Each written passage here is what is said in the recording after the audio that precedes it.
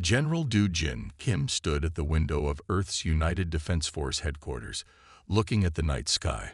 The stars seemed different now, knowing what was out there. The Viraxian ships had appeared 3 days ago, their massive forms blocking out entire constellations. "Sir, they're requesting another meeting," said Captain Jai-ho, walking into the room with a tablet in his hand. "Their commander says it's urgent." Do Jin turned away from the window. His uniform was crisp despite the late hour, and his eyes showed no sign of the exhaustion he felt after 3 days of non-stop crisis management. "Tell them we'll meet in 1 hour, same place as before." The meeting place was a large field outside Seoul.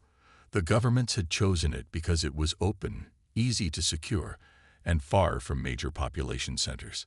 6 black helicopters landed in a circle, and Du Jin stepped out of one with his small team. The Viraxian ship descended from the clouds like a mountain of metal. It was smooth and dark gray, with pulsing blue lights along its sides. When it landed, it made no sound at all. This silence scared Du Jin more than any noise could have. Commander Krell emerged from his ship with 4 guards. He was tall, nearly 3 meters, with gray-blue skin that seemed to shimmer in the morning light. His uniform looked like it was made of living metal, shifting and adjusting as he moved.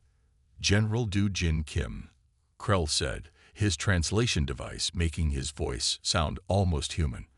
"I hope today you will be more reasonable than in our last meeting." Do Jin kept his face neutral. "We are always ready to talk reasonably, Commander."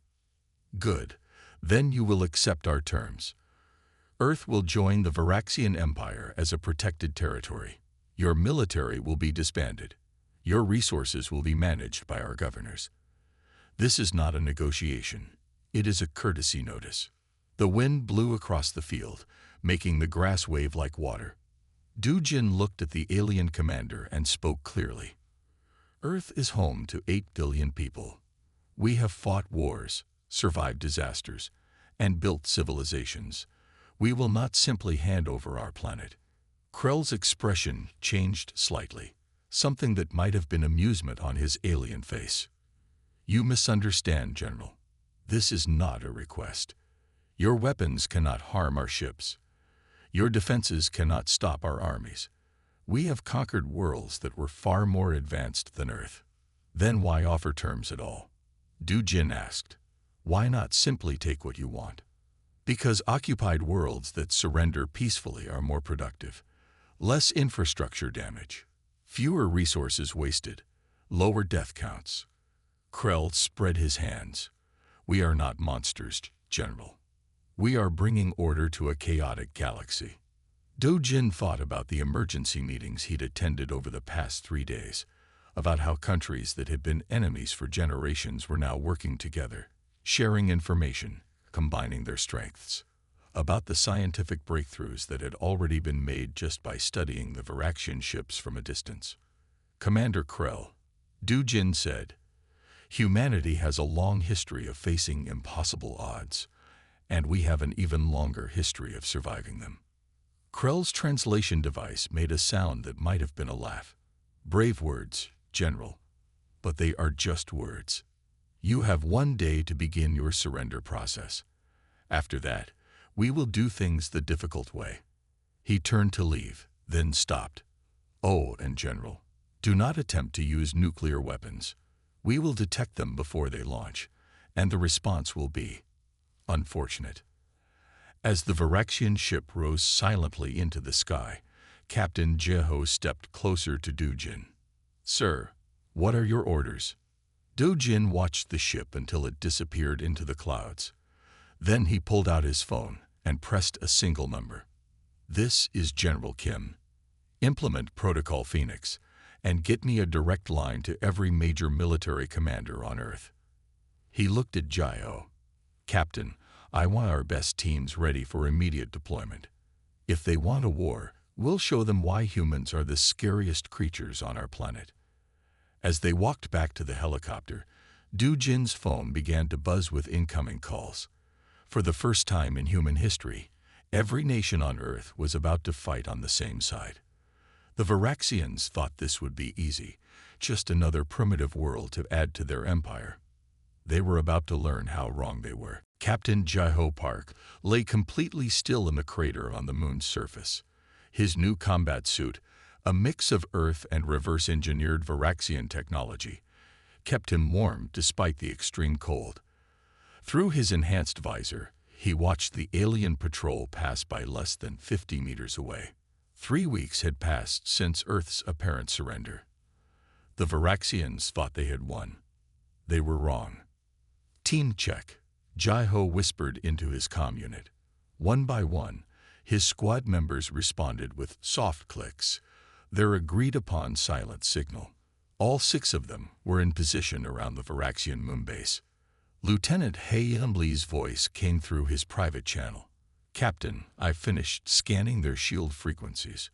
You won't believe what I found. Tell me some good news, Lieutenant. Their shields are perfect against energy weapons, but they have a strange weakness to kinetic impacts. They never expected anyone to use such primitive weapons in space.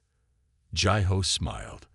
The Varaxians had laughed at Earth's outdated projectile weapons. They were about to learn why humans never completely abandoned them. Back on Earth, in the underground command center beneath Seoul, General Do-jin Kim watched multiple screens showing similar operations happening around the globe. The Varaxians had set up bases in every major city, their massive ships hovering overhead like metal clouds. Sir, a young officer reported, all teams are in position. The Varaxians suspect nothing. They think we're busy preparing resource reports for their governors. Do-jin nodded.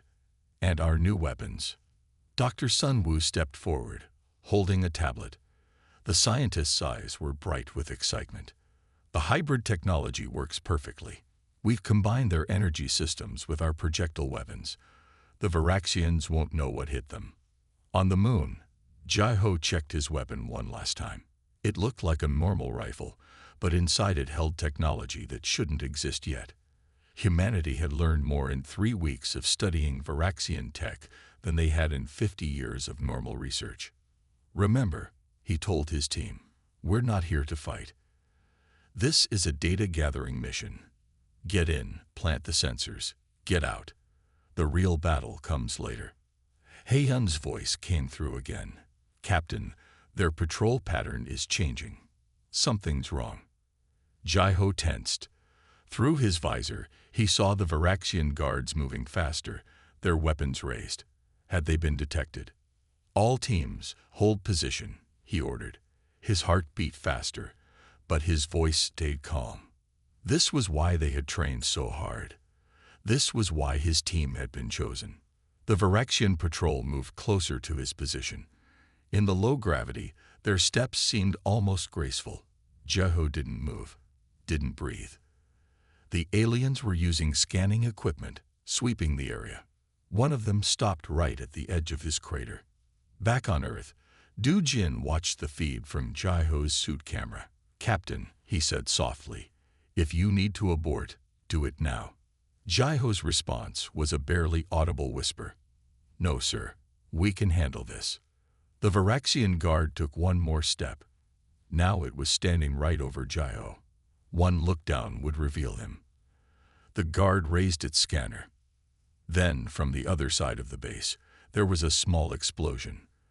The guards immediately turned and rushed toward the sound. It was exactly what Jaiho's team had planned for. Move in, Jaiho ordered. Hae-hyun, you have 4 minutes to plant those sensors. Everyone else, protect her. His team emerged from their hiding spots like ghosts. In the moon's low gravity, their movements were quick and silent. They had trained for months in secret underwater facilities to perfect these techniques. Hae-hyun worked quickly, placing tiny sensors around the base's perimeter. These devices would tell Earth everything about Varaxian technology, their weaknesses, their patterns. Done. Hae-hyun reported 3 minutes later. All sensors are active. Good work, Jaiho said. Now let's disappear. As they retreated to their extraction point, Jaiho sent one final message to Earth. Phase 1 complete. They still don't know what humans are capable of, but they're about to find out. In the command center, Du Jin allowed himself a small smile. Across the globe, similar teams were completing similar missions. The Varaxians thought they had conquered Earth. They didn't realize they had just started the biggest fight of their lives. Send word to all commands, Du Jin ordered. Operation Thunderstorm begins in 48 hours. Let's show these aliens why you should never underestimate humans. Major Taiwan Choi watched the Earth rise over the moon's horizon. Even after 20 space missions, the sight still took his breath away. But he had no time for sightseeing today. Operation Thunderstorm was about to begin. All teams report, he said into his comm unit. The responses came back quickly. 12 teams, spread across 3 Varaxian moon bases, all ready to strike. In the command center on Earth, General Du Jin looked at the main screen. Begin the operation, he ordered. Taiwan gave the signal.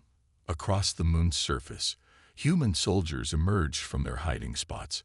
They had been waiting there for hours, their new hybrid suits making them invisible to Varaxian scanners. The first sign that something was wrong came when the lights went out in the main Varaxian base. Lieutenant He-yun's sensor data had helped them understand exactly how to disable the alien power systems. What's happening? A Varaxian guard shouted in their language. Thanks to Dr. Sunwoo's translation devices, all human soldiers could now understand them. The humans surrendered. Another guard said, "They can't be here." Taiwan's team moved in first. In the low gravity, they seemed to fly through the base's corridors. Their new weapons, simple projectile guns enhanced with Varaxian energy tech, cut through the alien shields like they weren't even there. The impossible. A Varaxian officer screamed into his comm unit. Their weapons, they're breaking through our shields. Back on Earth, Commander Krell received the distress calls from his moon bases. How? He demanded. How are they doing this? They're primitives. Captain Jai-Ho's team struck the second base at the same time. The Varaxians had never seen anything like it. Human soldiers moved in perfect formation in zero gravity, using the walls and ceiling as easily as the floor. They're everywhere. A Varaxian reported. They move like they were born in space. Taiwan led his team deeper into the main base. The Varaxians tried to fight back, but their energy weapons were designed to hit slow-moving targets. The humans spun and jumped in the low gravity, making impossible shots from impossible angles. "Sir," one of Taiwan's soldiers called out, "we found their command center."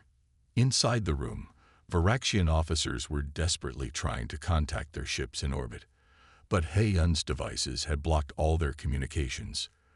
"Listen carefully," Taiwan announced in the Varaxian language. "This base is now under human control. Surrender, and you will be treated well." The Varaxian officers looked at each other in shock. One of them stood up. "How?" he asked. "How are you doing this? Your species, you were supposed to be primitive." Taiwan smiled behind his visor. "You made a big mistake. You judged us by our technology level. You should have looked at our history instead." In the third base, Jai-Ho's team was finishing their mission.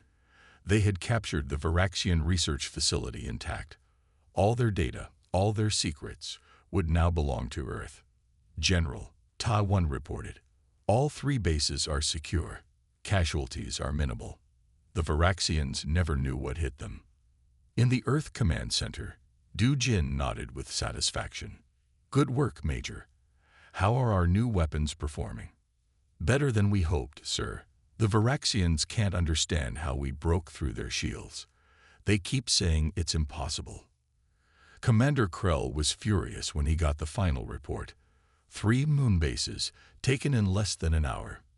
By humans, using weapons that shouldn't work, moving in ways that shouldn't be possible. "Send in our elite troops," he ordered. "I want those bases back." But in the command center, Du Jin was already planning the next phase. "They still think this was our big attack," he said to his officers. "They don't realize it was just a test run." As the Earth rose over the moon again, Taiwan looked at the captured Varaxian officers. They seemed confused, scared. They had believed humans were weak, primitive. Now they were starting to understand the truth. "Major," one of them asked, "what are you?" Taiwan thought about Earth's long history of warfare, about how humans had always found ways to survive, to adapt, to win against impossible odds. "We're human," he said simply, "and you're about to find out what that really means." Colonel Sang Mei Kang stood in the middle of her command center, watching 20 screens at once. On each screen, a different human team was preparing to attack a Varaxian position. It was time to show the aliens what a real human offensive looked like. "All teams report ready," her assistant said. "We're just waiting for your order." Sang Mi touched her earpiece. "General Du Jin, we're ready to begin." "Good," Du Jin's voice came back. "Remember, Colonel, we're not just fighting for our moon bases, we're fighting for Earth." Sang Mi nodded. "All teams, Operation Breaking Point begins now." Across the moon's surface, human soldiers burst into action. But this time, they weren't just attacking bases. They were targeting everything: supply ships, communication towers, energy stations. In his flagship above Earth, Commander Krell watched in horror as dozens of alarms went off at once. "What's happening?" he demanded. "Sir," his officer replied, "the humans. They're everywhere. They're using our own delivery tubes to move between bases. They're walking in vacuum without suits. They're appearing in places they can't possibly be." The truth was even more incredible. The humans weren't breaking any laws of physics. They were just doing things the Varaxians had never thought of, like using the moon's deep caves to hide entire armies, like turning the aliens' garbage disposal tubes into transport systems. "Team 7, report," Sang Mei called out. On her screen, she watched as Captain Jaiho's squad breached another base. "Colonel, you won't believe this," Jaiho said. "They're starting to run away when they see us coming.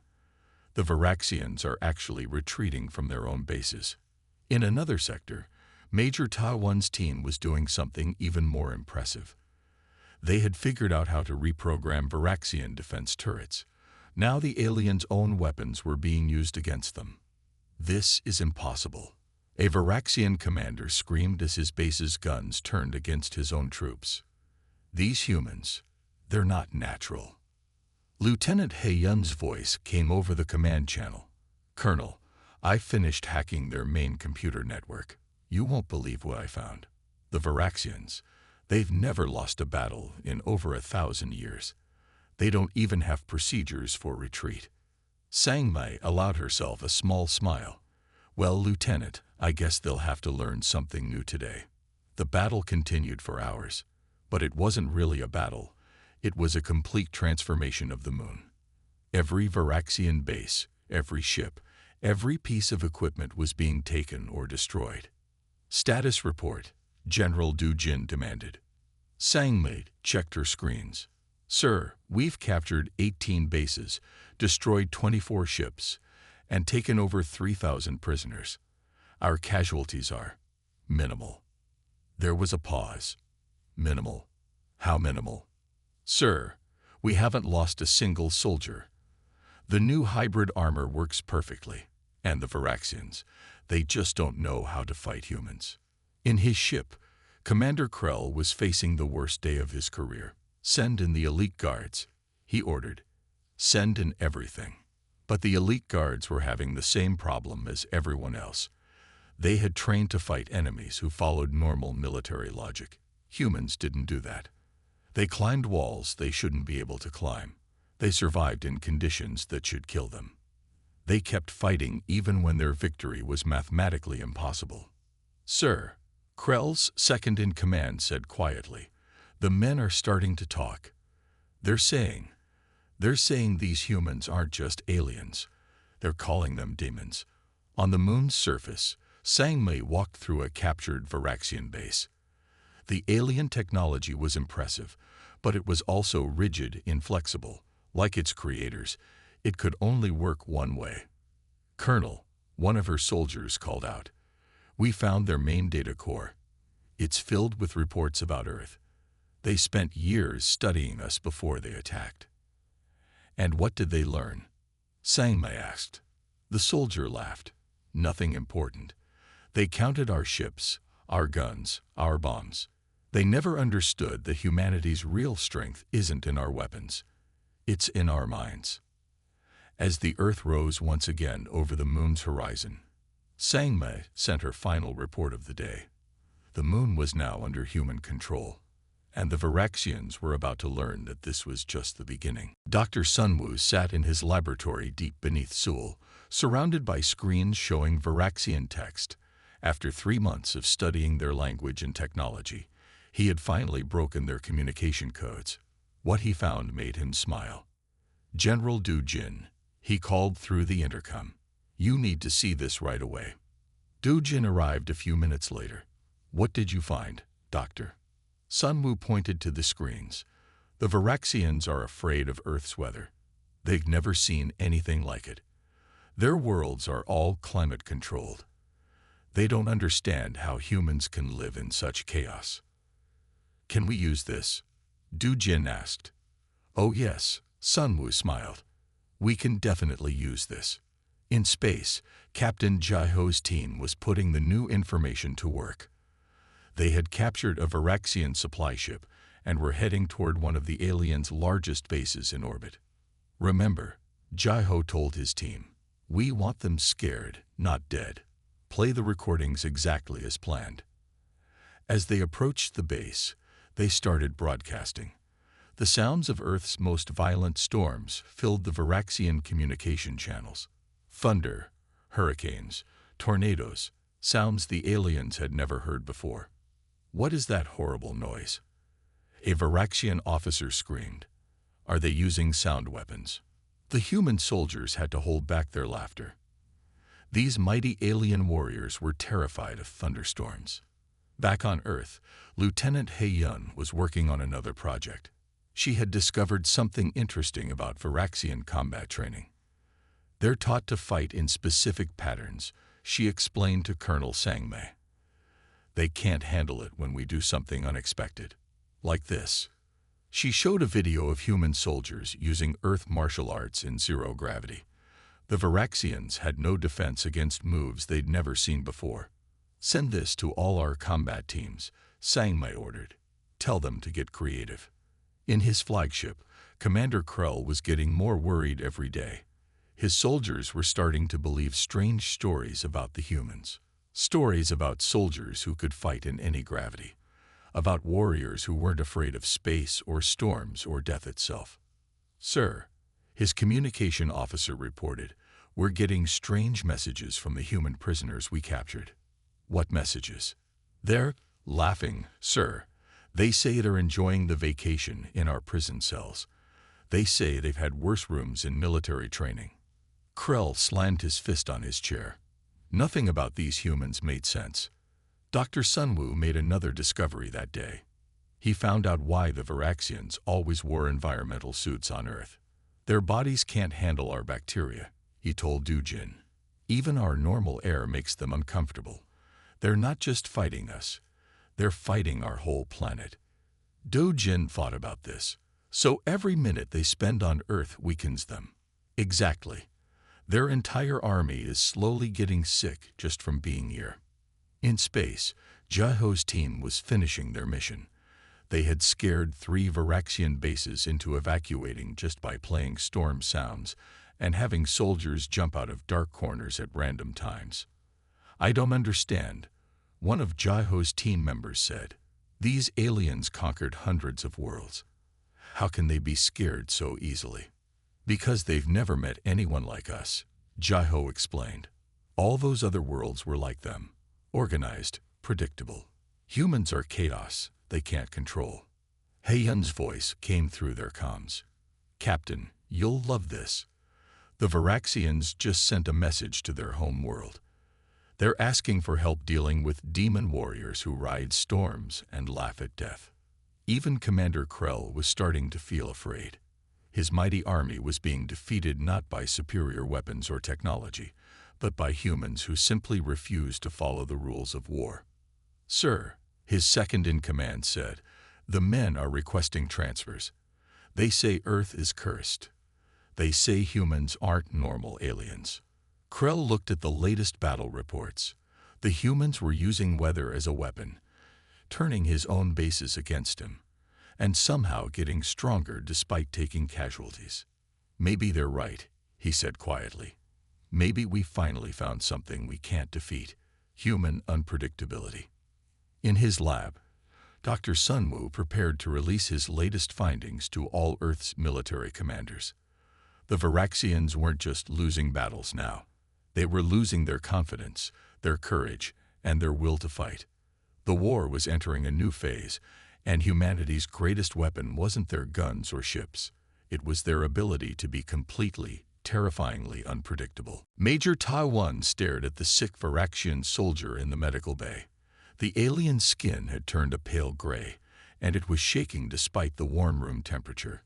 This was the 10th case today. "Dr. Sunwoo," he said into his comm unit, "I think you need to see this." The scientist arrived quickly, carrying his testing equipment. After a few minutes of examination, his eyes went wide. "This is amazing. Their immune systems are completely failing. Earth's normal bacteria are too much for them." In the command center, General Du Jin listened to Sunwoo's report with growing interest. "How many of their soldiers are affected?" "All of them, sir," Sunwoo replied excitedly. "Every Varaxian who has spent more than a month on Earth is getting sick. Their environmental suits can't handle long-term exposure to our atmosphere." Du Jin turned to his staff. "Prepare Operation Ghost Protocol. It's time to show the Varaxians why Earth is the most dangerous planet they've ever invaded." Across the globe, human forces began moving into position. They had a new strategy now. They didn't need to fight the aliens directly. They just needed to keep them on Earth long enough. Captain Jaiho's team was the first to test the new approach. They attacked a Varaxian base in Brazil, but instead of capturing it, they just damaged their air filtration systems.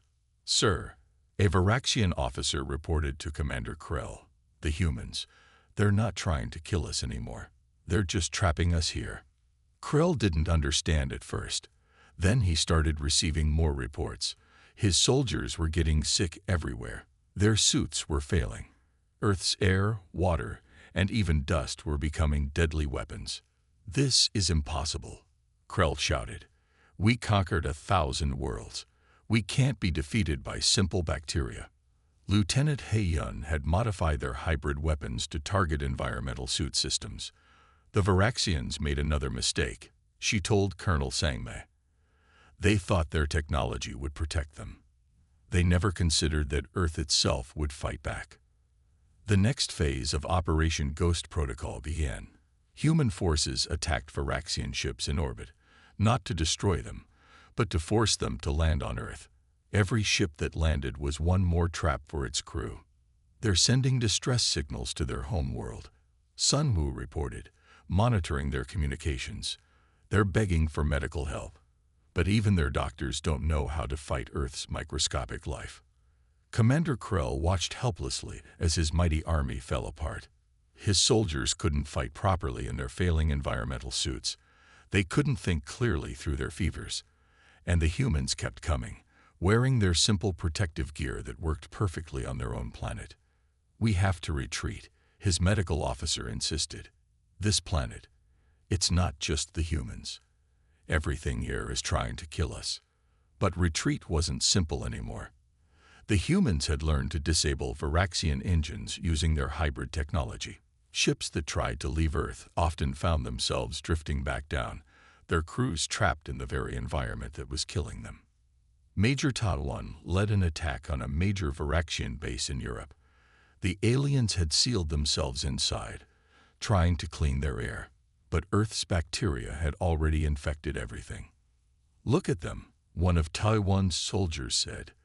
"The mighty Varaxian Empire, defeated by the common cold." It wasn't really the cold virus, but the effect was similar.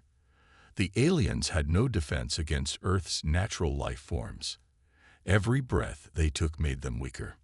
In his flagship, now grounded in North America, Commander Krell faced the hardest decision of his life. His army was sick and demoralized. His ships were grounded or disabled. And the humans hadn't even used their strongest weapons yet. "Send the message," he ordered finally. "Tell the Empire. Tell them we found a demon world, a planet that fights back. Tell them to never send another ship to Earth." General Du Jin received the news of Krell's message with satisfaction. "The Varaxians finally learned what every human knows," he told his staff. "Our planet isn't just our home, it's our strongest ally." As Varaxian soldiers began surrendering across the globe, Dr. Sunwoo made one final note in his research log. "Today we proved that humanity's greatest strength isn't our technology or our weapons. It's our ability to thrive in conditions that no other species can survive. Earth made us strong, and today, Earth helped us win." Lieutenant He-yun watched the training video again. In it, human soldiers moved through zero gravity like dancers, using moves from Earth's martial arts in ways that had never been tried before. "This is amazing," she told Colonel Sangmei. "Our soldiers are creating a completely new fighting style. It's a mix of taekwondo, karate, and space combat." Sangmei nodded. "Show me." He-yun played another video. A human soldier pushed off a wall, spun in zero gravity, and used the momentum to knock out 3 Varaxian guards. The aliens never saw it coming. Their combat training didn't include anything like this. "The Varaxians always expect direct attacks," He-yun explained. "They don't understand why we would spin or flip in combat, but in zero gravity, these moves give us more power and better angles." In space, Captain Jai-ho's team was putting these new techniques to use. They had boarded another Varaxian ship, but this time they weren't sneaking around. They were showing the aliens exactly what humans could do. "Watch this," Jai-ho told his team. He bounced off the ceiling, used his spin to dodge energy blasts, and took down 4 Varaxian soldiers before they could react. His team followed, using the ship's corridors like a 3-dimensional battlefield. "Demons," a Varaxian officer screamed. "They move like demons." But it wasn't just the new fighting style that scared the aliens. It was how quickly humans recovered from injuries. Dr. Sunwoo had made another important discovery about this. Humans heal faster than any species the Varaxians have ever met. He told General Du Jin, "What would kill their soldiers just makes our soldiers angry. And when we get hurt, we get back up faster than they can believe." Du Jin watched a medical report video. A human soldier had been hit by a Varaxian energy weapon 3 days ago. The aliens thought he would die. Instead, he was already back in training, teaching others how to dodge those same weapons. "Our bodies evolved on the most dangerous planet these aliens have ever seen," Sunwoo continued. "We're built to survive things that would kill them instantly." Commander Krell was learning this the hard way. His reports to the Empire were becoming desperate. "These humans, they're impossible. We shoot them down, they get back up. We break their bones, they heal in days. They're not just fighting us, they're getting stronger." The next major battle happened at Krell's flagship. Colonel Sangmei led the attack herself, wanting to see these new combat techniques in action. What she saw amazed even her.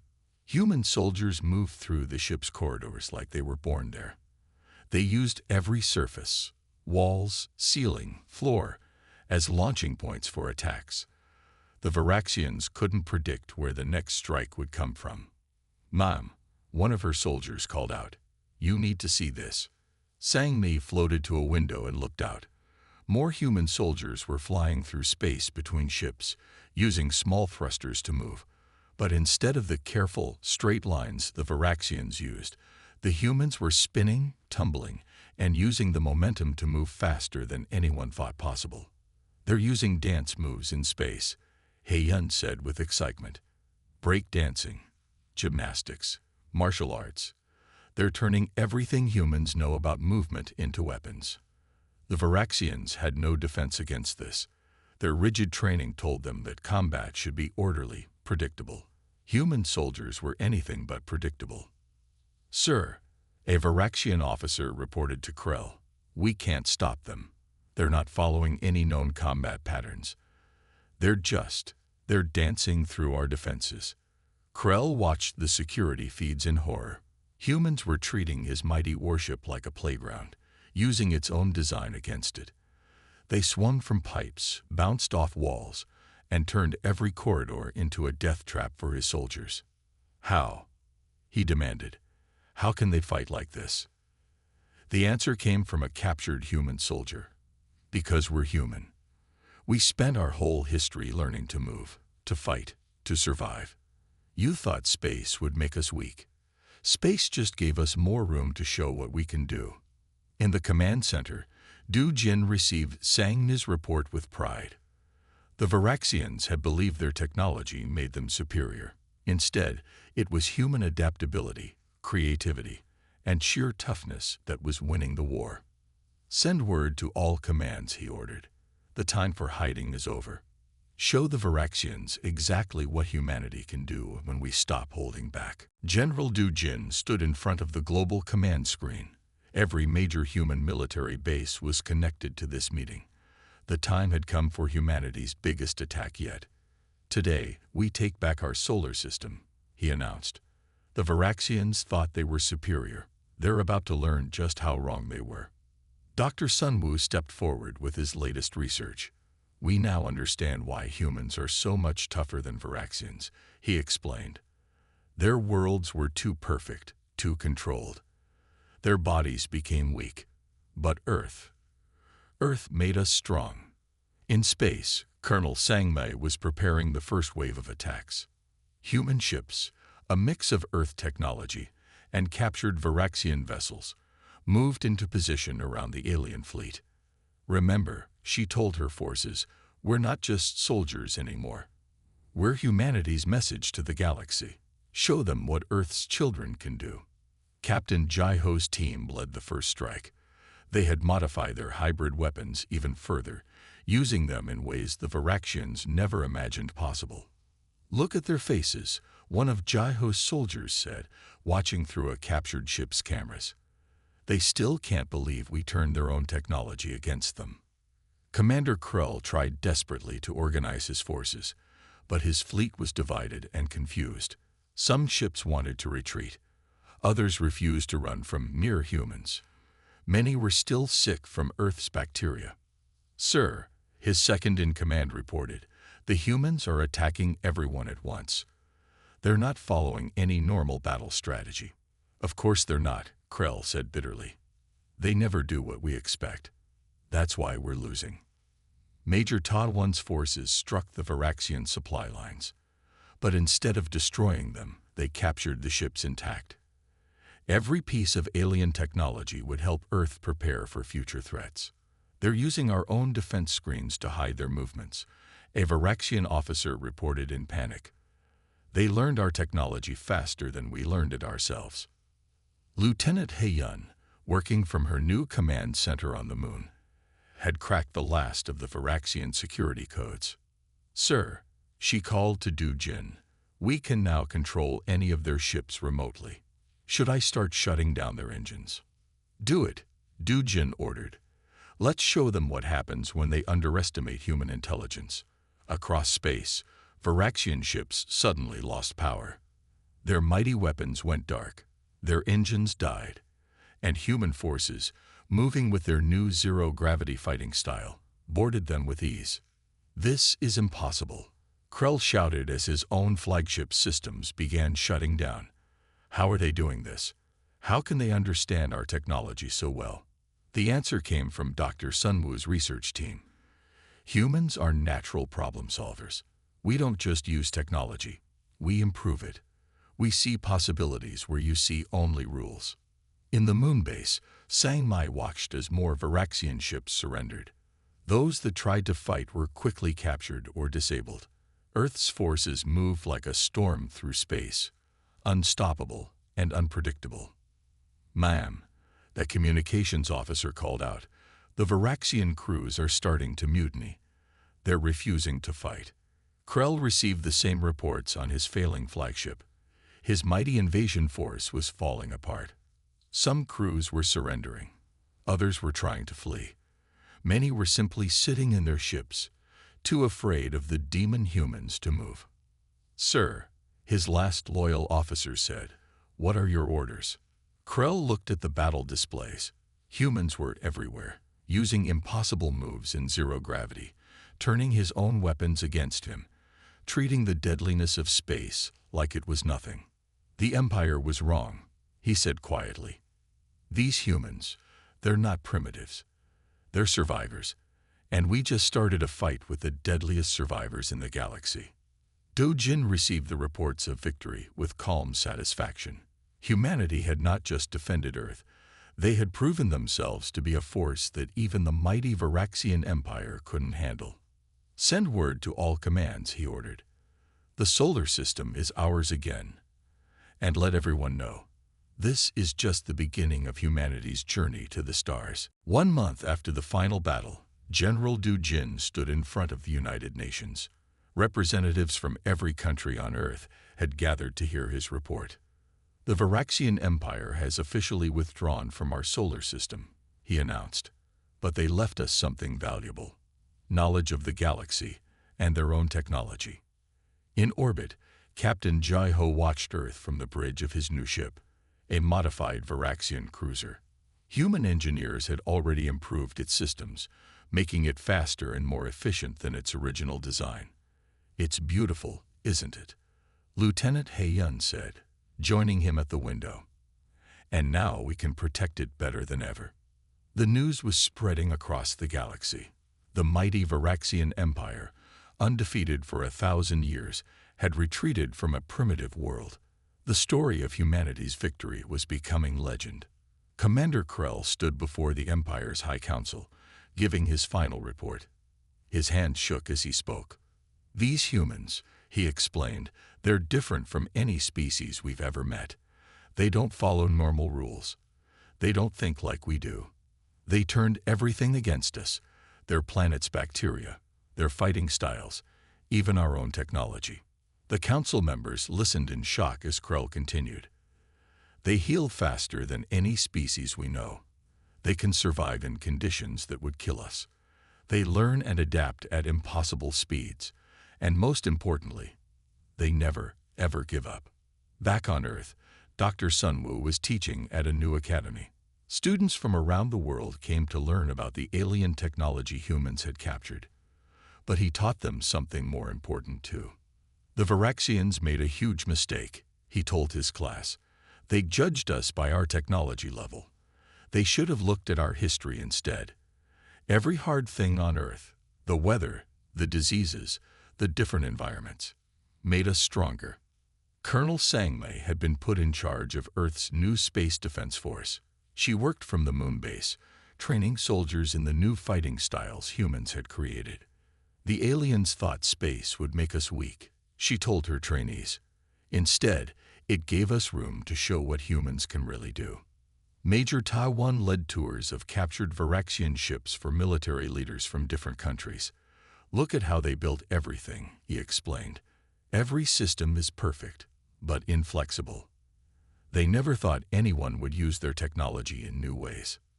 In the Varaxian Empire's military academy, a new course had become mandatory. It was called the Earth Campaign: Why We Failed.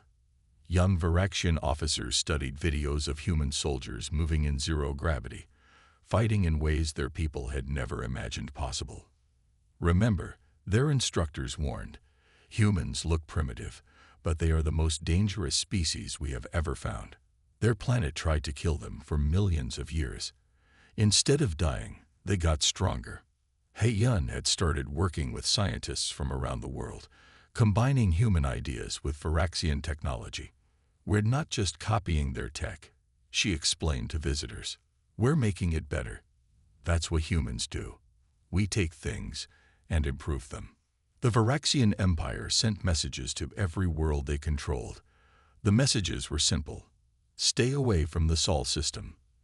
The humans are too dangerous to fight. But humanity wasn't interested in just defending their home anymore. With their new knowledge and technology, they began planning their first trips to other stars. The galaxy thought we were primitive, Du Jin told the UN Assembly. They thought Earth was a backward planet.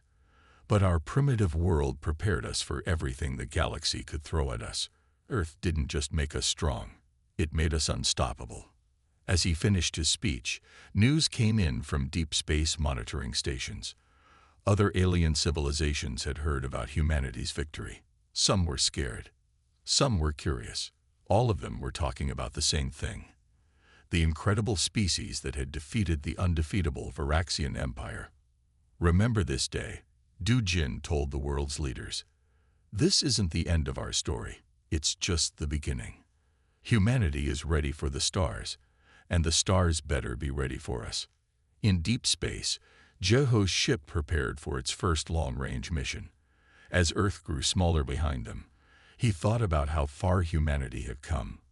From a primitive world to a space-faring civilization, all because some aliens made the mistake of underestimating the toughest species in the galaxy, humans.